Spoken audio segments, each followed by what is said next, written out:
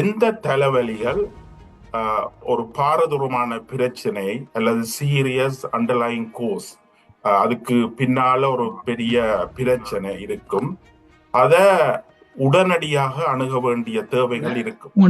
லைட்டை பார்க்கல, கண்ணால் லைட்டை பார்க்கல, லைட்டை பார்க்க கண் பூசுமாயிருந்தால் அதோட காய்ச்சல் தலையடி எல்லாம் இருக்கும் என்றால் நீங்கள் உடனடியா ஒரு வைத்தியசாலை அணுகுவது. நான் இன்றைக்கு ஃபுட்பால் மேட்ச் பார்த்து கொண்டிருந்தேன்.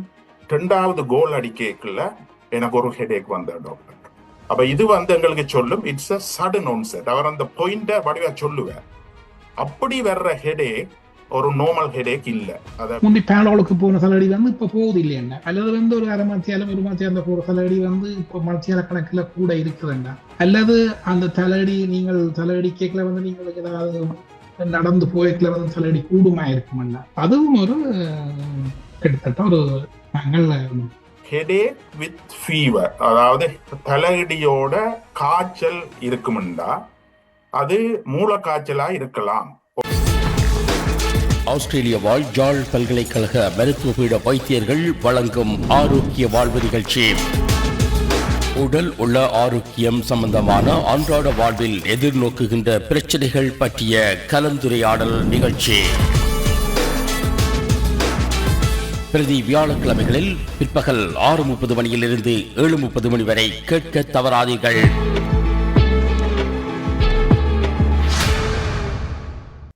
ஆஸ்திரேலிய வாழ் யாழ் பல்கலைக்கழக மருத்துவ வைத்தியர்களும் தாயகம் தமிழ் ஒலிபரப்பு சபையும் இணைந்து வழங்கும் நிகழ்ச்சி ஆரோக்கிய வாழ்வு. தலைவலி உள்ள நோயாளியை எப்படி அணுகுவது என்ற தலைப்பில் பேச இருக்கிறோம். How to approach a patient with a headache என்பது இன்று நாங்கள் எடுத்துக்கொண்ட தலைப்பு. அந்த தலைப்பில் பேசும் நோக்கில் 2 மருத்துவர்கள் எங்களோடு இணைந்து கொள்ள இருக்கிறார்கள். டாக்டர் டி ஸ்ரீஹரன் மற்றும் டாக்டர் பி புஷ்பகுமார் ஆகியோர் இன்று எங்கள் சிறப்பு கருத்தாளர்களாக இணைந்து கொண்டு இந்த தலைவலி பற்றிய விவரங்களை முதலில் பேச இருக்கிறார்கள் என்பதை சொல்லுகிறோம். தலைவலி என்று சொல்லுகிற போது பலவிதமான பொருள் எங்களுக்கு வரும். விதமான தலைவலிகள் இருக்கின்றன என்பதை நேயர்களும் அறிவீர்கள். எல்லா தலைவலிகளுமே ஒரே மாதிரியான தலைவலிகளாக இருப்பதில்லை. அந்த வகையில் தான் தலைவலியில் எத்தனை தலைவலிகள் என்ற ஒரு உபதலைப்பை வேண்டுமானால் இணைத்துக் கொள்ளலாம் என்றும் நாங்கள் நினைத்தோம். அந்த வகையில் மருத்துவர்கள் இணைந்து கொண்டு இந்த தலைவலிகள் பற்றி பேச இருக்கிறார்கள். தலைவலி என்று சொல்லுகிற போது இந்த வாழ்வியல் சார்ந்த தலைவலிகள் பல உண்டு. உணவு சரியான முறையில் உட்கொள்ளாமை, உடற்பயிற்சிகள் இல்லாதிருப்பது, மூட்டு வலி மற்றும் இந்த தசை வலி போன்றவற்றால் வருகிற அந்த தலைவலி இருக்கிறது. அழுத்தம் காரணமாக வருகிறது.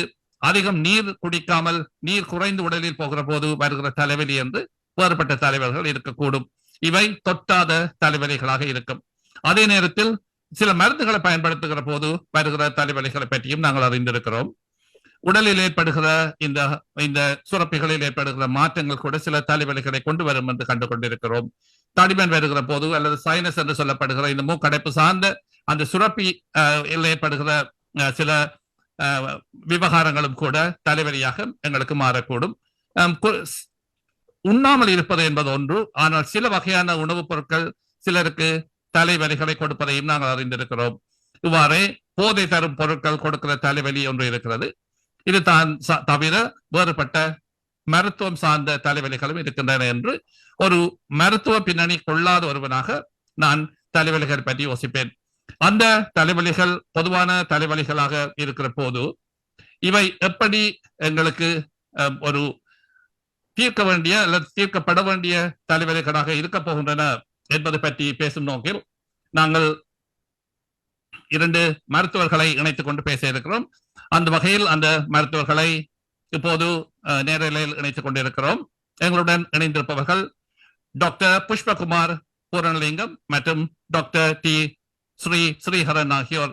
மருத்துவர்களை அன்போடு வரவேற்று இணைத்துக் கொள்கிறோம். டாக்டர் ஸ்ரீஹரன், புத்தாண்டு வாழ்த்துக்களும் வணக்கமும். புத்தாண்டு வாழ்த்துக்கள். சிறப்பு. அதே போல டாக்டர் பத்மகுமார், அன்பான புத்தாண்டு வாழ்த்துக்கள். எங்கள் நேயர்களுக்கு மீண்டும் உங்களை அறிமுகம் செய்து வைப்பதில் மகிழ்ச்சி. வாருங்கள். வணக்கம். வணக்கம். வணக்கம். புத்தாண்டு வாழ்த்துக்கள். சிறப்பு. சிறப்பான குரல் ஒலியுடன் இந்த 2 பேரும் இணைந்திருக்கிறீர்கள். டாக்டர் ஸ்ரீஹரன், நான் உங்களிடமிருந்து ஆரம்பிக்கலாம். ஒரு நான் டெக்னிக்கல் என்று சொல்லப்படுகிற ஒரு சராசரி மனிதன் தலைவலி என்று பார்க்கிற போது விதமான தலைவலிகள் இருக்கும். இந்த ஆங்கிலத்தில் ஹெடேக் என்றும் தமிழில் தலைவலி அல்லது தலையிடி என்று சொல்லப்படுகிற அந்த விடயத்தை விட்டுவிட்டு இவை காரணமாகத்தான் அது வரும் என்று நம்புகிறேன். தலைவலிகள், தொட்டாத தலைவலிகள், தொட்டுகிற தலைவலிகள், தானாக வருகின்ற, நாங்களே ஏற்படுத்திக் கொள்ளுகிற மருத்துவ ரீதியிலான 1000 தலைவலிகள் இருக்கும். இந்த தலைவலிகள் பற்றிய ஒரு சிந்தனை ஒரு இளம் மருத்துவருக்கு வருகிற போது அந்த மருத்துவருக்கும் ஐயோ என்ற ஒரு தலைவலி இருக்கும் என்று நம்புகிறேன். இப்போது தலைவலி பற்றி நீங்கள் எங்களுக்கு சொல்ல போகிறீர்கள். ஆசையுடனும் அன்புடனும் இந்த தலைப்பை பற்றி பேச நாங்கள் காத்திருக்கிறோம். ஆண்டு தொடங்குகிற போது இது பற்றிய ஒரு தெளிவு இருப்பதும் சிறப்பு. ஆங்கில கலாச்சாரத்தில் சொல்வார்கள், இந்த புது வருடம் பிறக்கிற போது நிறைய குடித்து விட்டு ஒரு ஹேங் ஓவரில் இருப்பவர்களுக்கும் தலைவலி இருக்கும் என்று. அந்த விடயங்கள் எல்லாவற்றையும் விட்டுவிட்டு உங்கள் தலைவலியில் இருந்து ஆரம்பிப்போம். சொல்லுங்கள் ஸ்ரீ. தலைவலி. வணக்கம். இந்த வானொலி கேட்டுக்கொண்டிருக்கும் மக்கள் அனைவருக்கும் புத்தாண்டு வாழ்த்துக்கள். அதே நேரம் இந்த நிகழ்ச்சியை ஒருங்கமைத்து வழங்குவதற்கு அனுசரை வழங்கும் யாழ்ப்பாண மருத்துவ பீட பழைய மாணவ டாக்டர் அவர்களுக்கு முதற்க நன்றியை தெரிவித்துக் கொள்கின்றோம்.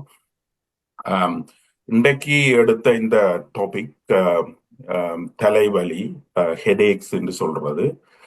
எங்களுடன் கலந்து உரையாட வந்திருப்பவர் ஒரு senior emergency physician doctor Pushpakumar. வணக்கம் புஷ்பகுமார். வணக்கம். வணக்கம் ஸ்ரீ. இந்த தலைவலி பாலாண்ண நீங்க வலு நுணுக்கமாகவும் வலு அழகாகவும் சொன்னீர்கள். அதாவது இந்த தலைவலி ஒரு பொதுவான பிரச்சனை. அதுக்கு பல காரணங்கள் இருக்கு. ஒரு ஜூனியர் டாக்டர் ஒரு மெடிக்கல் ஃபேக்கல்ட்டியில பாஸ் பண்ணி ஜூனியரா வரைக்குள்ள அவர் ஒரு பிராக்டிஸ் வச்சிருக்கிறாரு, ஹாஸ்பிட்டல்ல இருக்கிறாருன்னு ஒரு தலைவலின்னு வந்தா அவருக்கு ஒரு பெரிய ஒரு தலைவலியா அது இருக்கும். ஏனென்றா இதுக்கு ஒரு 50-60 காரணங்கள் இருக்குது, பல வகையான காரணங்கள் இருக்குது. அப்ப அதுல சில காரணங்கள் உயிரை கொண்டு போற காரணங்கள். அப்ப அந்த ஜூனியர் டாக்டர்ஸ் மிகவும் கஷ்டப்படுவார். இது சீரியஸான அல்லது உயிர் ஆபத்தான ஹெடேக்கா அல்லது ஒரு சாதாரண ஹெடேக்காண்டு தலைவலியாண்டு. அப்ப அது ஒரு முக்கியமான பாயிண்ட். அதே நேரத்துல இந்த பலவகைப்பட்ட தலைவலி இருக்குது. இத கேட்கிற மக்கள் அல்லது கேட்கிற எங்களுக்கு வடிவாக பூரணமாக ஒரு விளக்கம் வேணும். எந்த தலைவலிகள் ஒரு பாரதூரமான பிரச்சனை அல்லது சீரியஸ் அண்டர்லைங் கோஸ், அதுக்கு பின்னால ஒரு பெரிய பிரச்சனை இருக்கும், அத உடனடியாக அணுக வேண்டிய தேவைகள் இருக்கும். பொதுவா நாங்கள் எங்கள் 20-25 வருட மருத்துவ பின்னணியில நாங்க பார்க்கிறோம், சில நேரங்கள்ல ஒரு சாதாரண தலைவலிக்கும் ஆக்கள் ஹாஸ்பிட்டல் எமர்ஜென்சி டிபார்ட்மெண்ட்டுக்கு போயிடும். அவையிலுமே அதை போக தேவையில்லை. அது ஒரு ஃபேமிலி டாக்டர்ஸுக்கு போகலாம். அதை ஆறுதலா உடனடியாக போக தேவையில்லை. அதே நேரம் ஒரு கடுமையான உயிர் ஆபத்து ஏற்படக்கூடிய தலைவலிக்கு அவையில் வீட்டிலேயும் இருப்பின் நம்ம கொஞ்சம் நேரம் பார்த்து போவோம், பெனடோல போட்டுட்டு அல்லது எதுவும் நிவாரணியை போட்டுட்டு அல்லது ஏதாவது ஆயுர்வேத மருந்துகளை செய்துட்டு இரவுல வர்ற தலைவலிக்கு விடிய போவோம் என்று இருக்கிற ஆக்கள் கூட. அதுல இந்த சில தலைவலிகள் எங்களுக்கு உயிரை கொண்டு போற தலைவலிகள். அதாவது நீ பாலாண்ணயமா முதல் கதை கேட்க சொன்னவர், சில தலைவலிகள் எங்கள் தலை விதியை நிர்ணயிக்கிற தலைவலி உண்டு. அப்ப நாங்க இன்றைக்கு கூடுதலாக கதைக்க போறது எல்லாத்தையும் கதைச்சாடு எப்படி அணுகுவது என்று. ஏனென்றா பல காரணங்கள் இருக்கு, அதுல உயிர் ஆபத்த காரணமும் ஒளிஞ்சிருக்கும். அப்ப ஆனா அது பிரசன்ட் பண்ணிக்கல தலைவலியா தான் பிரசன்ட் பண்ணும், ஒரு ஹெடேக்கா தான் பிரசன்ட் பண்ணும். ஆகவே அப்ப டாக்டர் புஷ்பகுமார நான் முதல் கேட்கிறது, இந்த தலை விதிய நிர்ணயிக்கிற தலை இடிய, அதாவது சீரியஸான தலை இடிய எப்படி கண்டுபிடிக்கிறது, அல்லது இத கேட்டுக்கொண்டிருக்கிற மக்கள் எப்ப எந்த வகையான தலைவலிக்கு உடனடியாக எமர்ஜென்சி டிபார்ட்மெண்ட், அது உடனடியாக மருத்துவ ஆலோசனையை பெற வேண்டும், அது எந்த வகையான குணங்குறிகள் அந்த தலைவலியில அதோட சேர்ந்து இருக்கும் என்றதையும், என்னென்ன காரணங்களால இது வர்றது, அதாவது தலைவிதியை நிர்ணயிக்கிற அந்த தலைவலியை பற்றி கொஞ்சம் எங்களுக்கு சொல்ல இயலுமா புஷ்பகுமார்? நன்றி நன்றி ஸ்ரீகரன், நன்றி பாலான. தலை விதியில நிர்ணயிக்கிற தலைவலியில் அப்படியோ அவ்வளவு பெருசா ஒன்றும் இல்லை. ஆனா தலைவலியே வந்து ஒரு மக்களுக்கு ஒரு காமன் சிம்டம். இல்ல, நான் அதை ஏன் சொன்னான் புஷ்பா வேண்டாம், தலைவிதி அந்த தலைவலிக்கு உடனடியாக ஹாஸ்பிட்டலுக்கு போவாட்டி நாங்க இருக்க மாட்டோம்ன்றதுதான். ஓகே, தலைவலி பதில வந்து மக்களை பனிக் மோடு கொண்டு போறது இந்த நிகழ்ச்சியில நோக்கம் இல்லை. தலையடி வந்து எல்லாத்துக்கும் தலையடி வரும். உங்களுக்கு காய்ச்சல் ஒரு வைரல் சிம்டம் தான் தலையடி வரும். அல்கோலை குடிச்சு இருந்தாலும் தலையடி வந்து ஒரு சரியான காமன் சிம்டம், எல்லாருக்கும் வரும், எல்லா நேரத்திலையும் வரும். நாங்கள் என்ன அறியணும் வேண்டாம், எல்லா நேரத்திலையும் போய் வைத்தியட்டானு இல்லாது, ஜெனரல் பிராக்டிஷனர்டையும் போயிடாது, எமர்ஜென்சிக்கும் போயிடாது, பெரிய யோசனையும் இல்லை. அங்க போய் 10 வருஷம் இருந்தா போய் அங்க 10 மனுஷன் இருந்தா அங்க இருக்க ஒரு தலைவலி வேணும் கூட. ஆகவே நான் என்னத்தை கூட உங்களுக்கு ஒரு அளவுக்கு சொல்ல விளக்க வாரணும்னா, என்ன விதமான தலைவலிகளுக்கு நீங்கள் கொஞ்சம் கவனமா இருக்கணும். உங்களுக்கு ஒரு புரிதட்டணும், இந்த தலைவலி சாதாரண தலைவலியா இருக்காது, நாங்கள் இதை பற்றி கொஞ்சம் வைத்தியர் அணுகணும் அல்லது எமர்ஜென்சி டிபார்ட்மெண்ட் அணுகணும் என்ற சில சமிக்கைகளை மட்டும், சில சிம்டம்ஸ் வந்து நாங்கள் சொல்லலாம், அதை நீங்களே பிடிக்கலாம். அப்ப தலைவலி, ஜென்ரலா தலைவலி என்பது 100க்கு 80 பேர் எல்லாருக்கும் தலைவலி ஏதோ ஒரு கட்டத்துல வந்து கொண்டு வரும் போகும். இந்த தலைவலி எப்ப நாங்கள் அதை பற்றி கூடுதலா கவனம் எடுக்கணும்னா, முதலாவது வந்து இந்த தலைவலி வந்து இருந்தா போல வந்தா. இப்ப எல்லாருக்கும் சில ஆட்களுக்கு தலைவலி தலைவலிக்கு பழக்கப்பட்டாங்க. ஒரு நாளைக்கு ஒரு விதம் வரும், சில ஆட்களுக்கு 2 கிழமைக்கு ஒரு தலைவலி வந்து கொண்டே இருக்கும், சில ஆட்களுக்கு அதுக்குரிய டயக்னோஸும் இருக்கும். நீங்கள் சும்மா உங்களுக்கு வழக்கமா தலைவலி வார இல்லை, ஒரு ரீசனும் இல்லாம இருந்தா சடன் ஆன்செட் சொல்றது.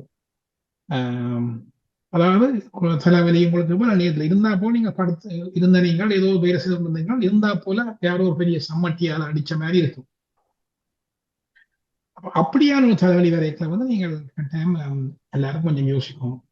அது வந்து சொல்றது அது வந்து உங்களோட வாழ்க்கையில நீங்கள் இதுக்கு முதல் பார்க்காத ஒரு சிவியரான தலைவலியாக இருக்கு.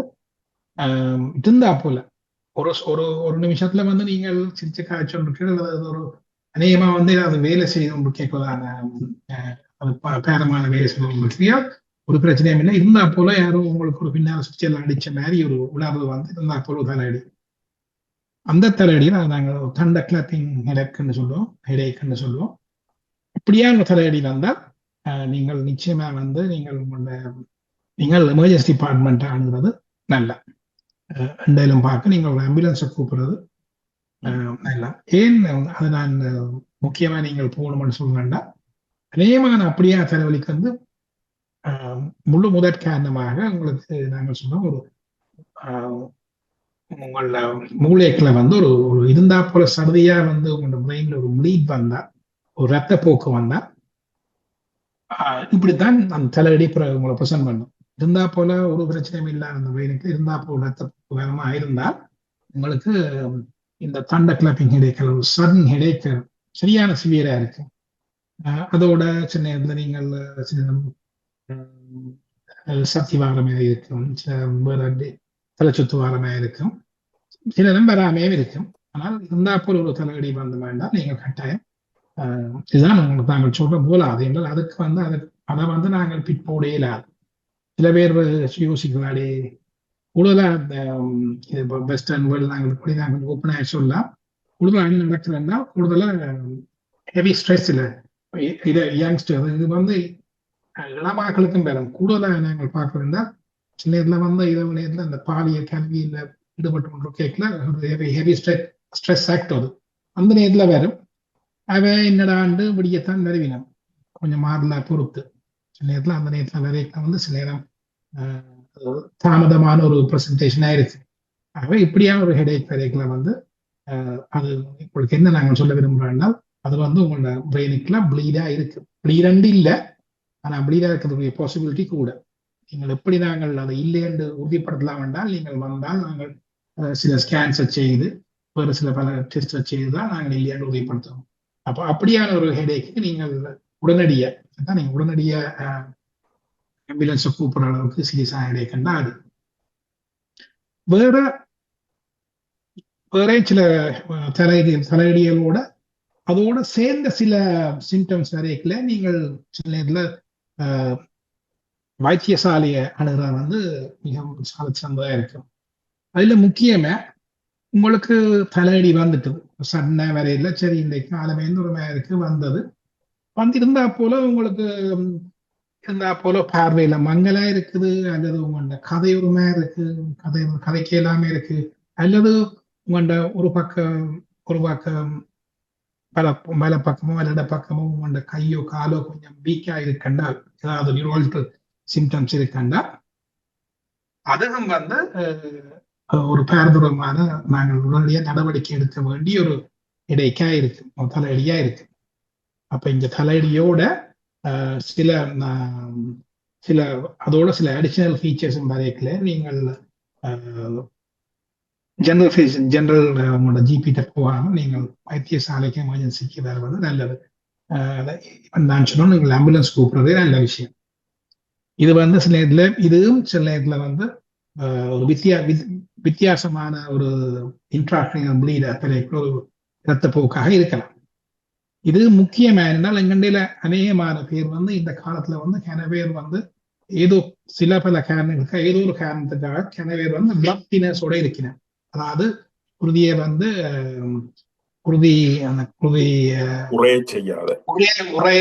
உரையிற தன்மையை குறைக்கிற மருந்துகள்ல கன பேர் இருக்கணும் வெவ்வேறு காரணங்களுக்காக. இப்போ எங்களுக்கு வந்து குருதி உரையிறது வந்து தன்மை வந்து அநேகமான இந்த மருந்து எடுக்கிறார்கள் இன்னும் கவனமா இருக்கும். இரண்டால் வந்து அவைக்கு சாடை வழக்கமானவர்களுக்கு சாடையா குருதிப்போ ரத்தப்போக்கு ஏற்படுத்தால் உடனே வந்து எங்க இயற்கையிலே வந்து உடனே நிப்பாட்டும் அதை உரைய பண்ணி நிப்பாட்டும். அப்ப இப்படியான மருந்துகள் உள்ள ஆக்களுக்கு வந்து அப்படி உரையிற தன்மை குறைவு. அப்படியான ஆக்கள் இன்னும் கவனமா இருக்கணும். அதாவது ஒரு தலையடி வந்து அதோட கையால் விளங்க போறது அல்லது வீக்னஸ் கண்ணில பாடுற வாங்கி போறது அல்லது பேச்சில சாடையான வித்தியாசங்கள் இருந்தால் அப்படியான ஹெடேக்கும் வந்து நீங்கள் வந்து விட்டு இருக்கக்கூடாது. அது இரவோ பகலோ ஆம்புலன்ஸை கூப்பிடவோ இது லெஜிட்டிமேட் ரீசன். மூன்றாவது நாங்கள் பார்க்கறது வந்து இந்த தலையடியோட இன்னும் இப்ப உங்களுக்கு தலையடியோட காய்ச்சல் இருக்குங்க. இது கொஞ்சம் சிக்கலான விஷயம் என்றா எப்படித்தான் நாங்கள் எல்லா அந்த வார ஃப்ளூக்கும் தலையடி வந்தால் காய்ச்சலும் வரும். ஆனால் இந்த தலையடியோட காய்ச்சலோட இன்னும் சில ஃபீச்சர்ஸ் என்னென்றால் உங்களோட கழுத்து நோகுமா இருந்தால் முக்கியமா வந்து நீங்கள் கழுத்தை முன்னுக்கு பின்னுக்கு அசைச்சு பார்க்கல அசைக்கல அளவுக்கு கழுத்துல ஒரு நோய் இருந்தால் நாங்கள் ஒரு சின்ன அதோட உங்களோட லைட்டை பார்க்கல கண்ணால் லைட்டை பார்க்கல ஒரு லைட்டை பார்க்க கண் கூசுமா இருந்தால் அதோட காய்ச்சல் தலையடி எல்லாம் இருக்கும் என்றால் நீங்கள் வந்து உடனடியா ஒரு வைத்தியசாலை அணுகுவது நல்லது. ஏனால் வந்து அது வந்து ஒரு இன்ட்ராக்டைல் அதாவது தலையில வந்து ஒரு இன்ஃபெக்ஷன் இருக்கிறதுக்கு ஒரு அறிகுறியா இருக்கலாம். இதுவும் ஒரு பாரதூரமான தலையடி வந்து நீங்கள் ஒரு 5-6 மத்தியானத்துக்குள்ள இப்படியான சிம்டம்ஸ் தான் நீங்கள் ஒரு வைத்தியசாலை அல்லது எமர்ஜென்சி டிபார்ட்மெண்ட் அணுகுவது நல்ல. ஏன்னால் நீங்கள் இதோட நீங்கள் உங்களோட ஜிபிட்ட போனாலும் இந்த நாளில் ஜிபி அப்பாயின்மெண்ட் இருக்கிறது கஷ்டம்.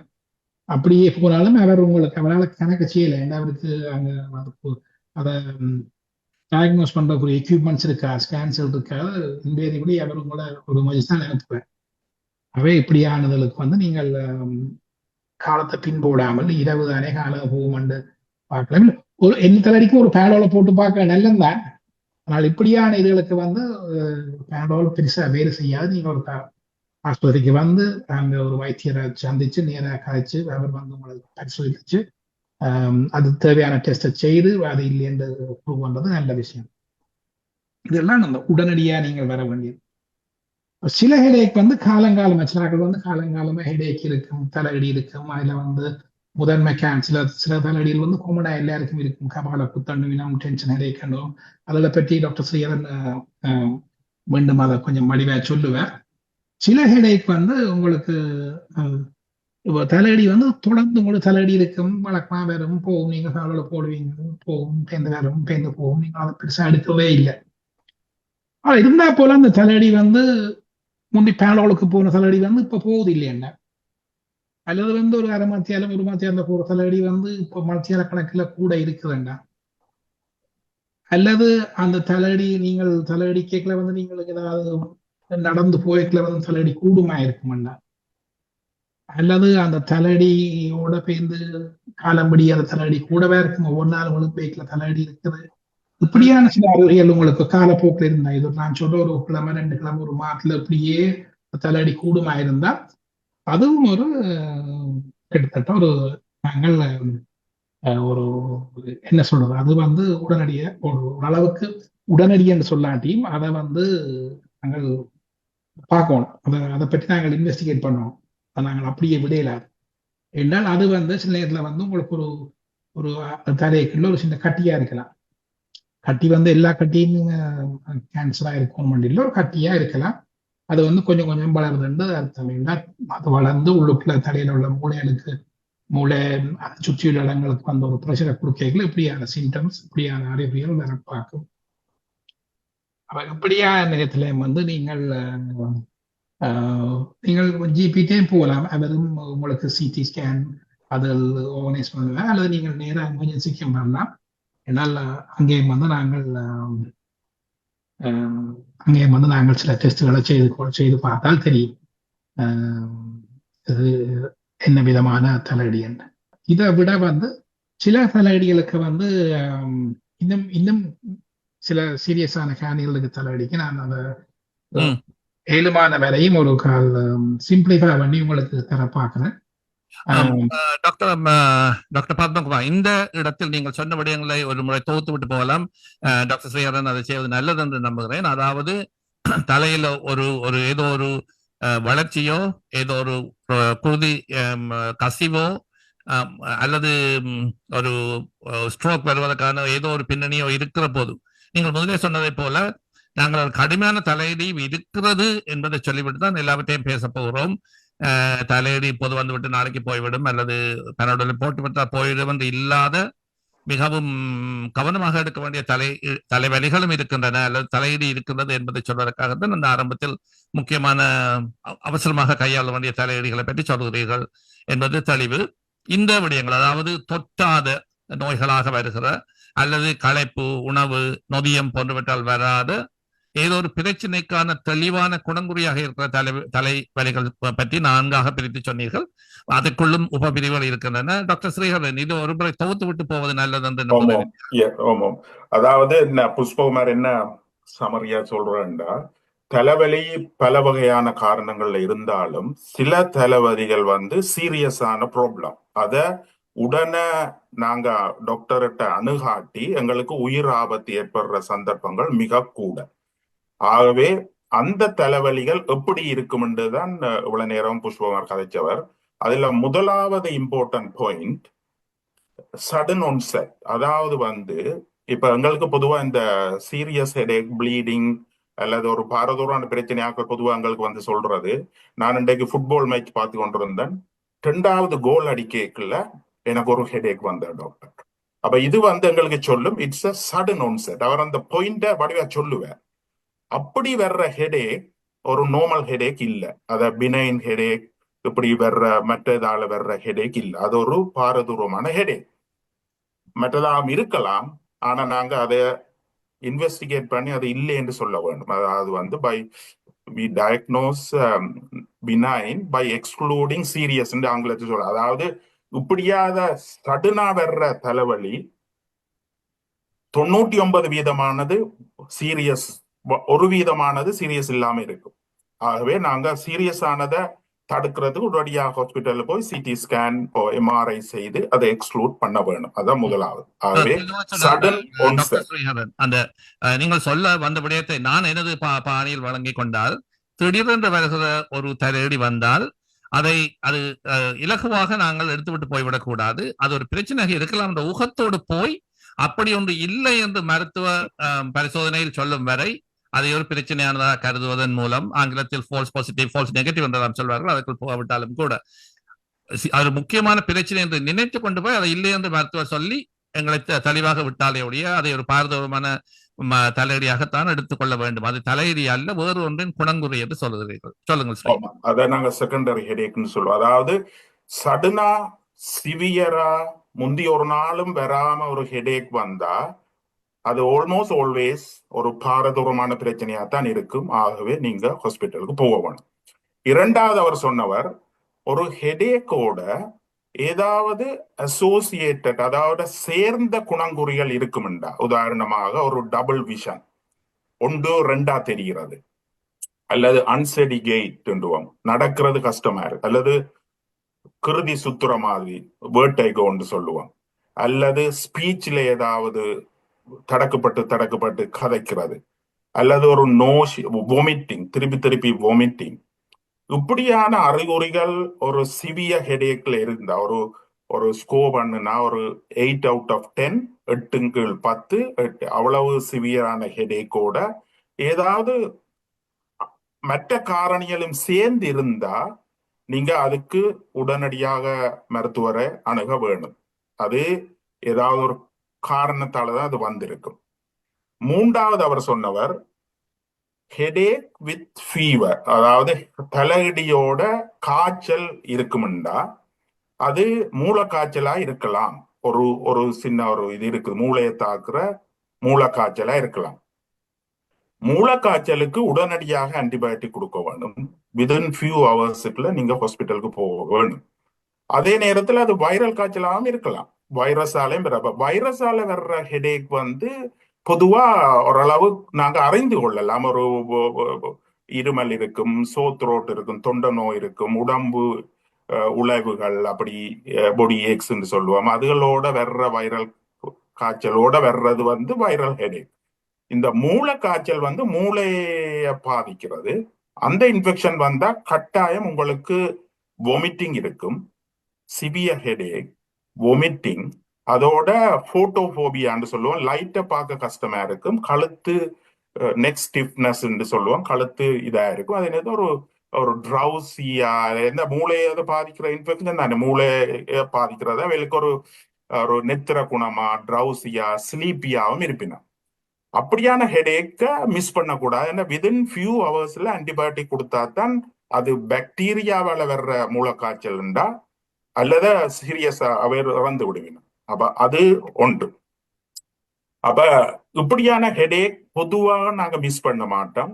ஆனா ஆக்கள் இப்ப உதாரணமாக செக்ஷுவல் ஆக்டிவிட்டி, உடல் உறவு கொண்டு இருக்க சடனா ஹெடேக் வந்தா அவையில் அதை விட்டுட்டு ஹாஸ்பிட்டலுக்கு வர போறது இல்லை. ஆனா அது இம்பார்ட்டன்ட். ஒரு நாளும் வராம ஒரு ஆக்டிவிட்டி செய்து கொண்டு இருக்க சடனா ஹெடேக் வந்தா அது பாரதூரம். அந்த ஹெடேக் ஒரு 10 நிமிஷத்துக்கு மேல இருக்குமெண்டா அது பாரதூரமான ஹெடேக், நீங்க ஹாஸ்பிட்டலுக்கு வரத்தான் வேணும். ஏன்னா அது சடன் ஒன்ஸ். அப்ப திடீரென்று வர்ற எந்த ஒரு ஹெடேக்கும் until prove otherwise is serious problem. நாங்க முடிவு எடுக்கும் நினைக்கும் அது சீரியஸான தலைவலி என்றுதான் நாங்க கருத வேணும். அதுதான் புஷ்பகுமார் மிக விளக்கமாகவும் வடிவாகவும் சொன்னார்.